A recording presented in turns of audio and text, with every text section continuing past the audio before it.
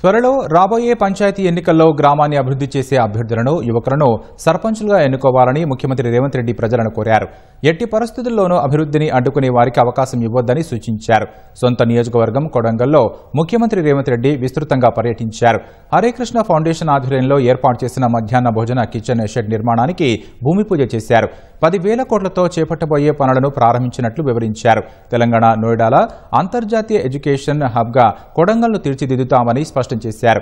కొడంగల్లోని ప్రతి ఎకరాకు నీరు అందిస్తానని హామీ ఇచ్చారు.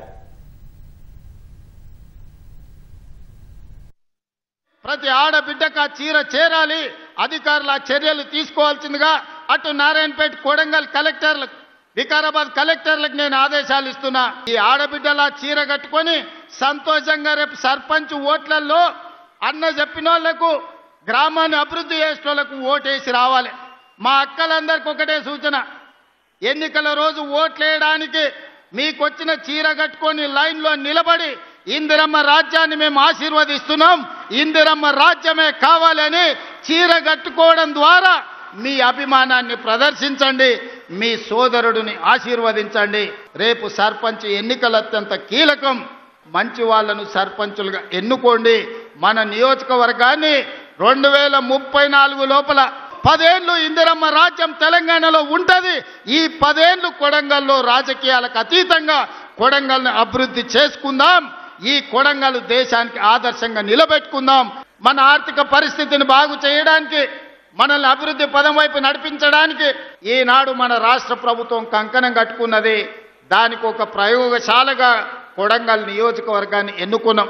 మీకు నేను చేయగలిగిందల్లా మీ పిల్లలకు చదువులు చెప్పించడమే. మనం భవిష్యత్తులో గొప్ప వాళ్ళం కావాలి అనంటే మన పిల్లలు చదువుకోవాలి. ఈనాడు కొడంగల్ నియోజకవర్గంలో ప్రతిరోజు ఉదయం అక్షయ పాత్ర వాళ్ళ సహకారంతో 28,000 మంది విద్యార్థులకు ఉదయం పూట నాష్ట పెడుతున్నాము. మధ్యాహ్న భోజన పథకానికి కూడా ఈ రోజు మనం ఇక్కడ ప్రారంభోత్సవ కార్యక్రమం చేసుకున్నాం. సరిగ్గా 16 నెలలు తిరిగే లోపల ఇది ఒక అంతర్జాతీయ స్థాయి ఎడ్యుకేషనల్ హబ్గా దీన్ని మార్చడానికి మేము ప్రయత్నం చేస్తున్నాం. ఆ నోయిడా ఈ దేశానికి ఆదర్శమైన పరిశ్రమలకు వేదిక అయిందో, ఈనాడు తెలంగాణకు నోయిడాగా కొడంగల్ నియోజకవర్గాన్ని తీర్చిదిద్ది లగర్చర్ల పారిశ్రామిక వాడను మా పరిశ్రమల్లో ఉద్యోగాలు ఇచ్చే విధంగా ప్రణాళికలు ఈరోజు చేపడుతున్నాం.